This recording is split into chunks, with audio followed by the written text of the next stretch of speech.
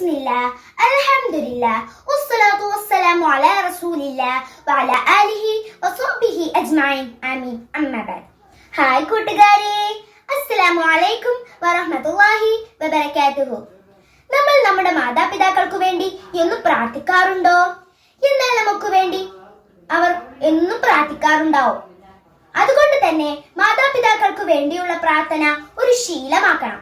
കാരണം ഒരുപാട് പ്രയാസങ്ങളും ബുദ്ധിമുട്ടുകളും സഹിച്ചവരാണ് നമ്മുടെ മാതാപിതാക്കൾ. നമ്മുടെ ചെറിയ വിഷമങ്ങളിൽ പോലും നമ്മളെക്കാൾ വിഷമിക്കുന്നവരാണ് അവർ. അതുകൊണ്ട് തന്നെ നമ്മുടെ മാതാപിതാക്കൾക്ക് നാം നൽകുന്ന ഏറ്റവും വലിയ സമ്മാനം അവർക്ക് വേണ്ടിയുള്ള പ്രാർത്ഥനയാണ്. ഖുർആൻ തന്നെ പറഞ്ഞില്ലേ, റബ്ബിർഹംഹുമാ കമാ റബ്ബയാനി സഗീറ.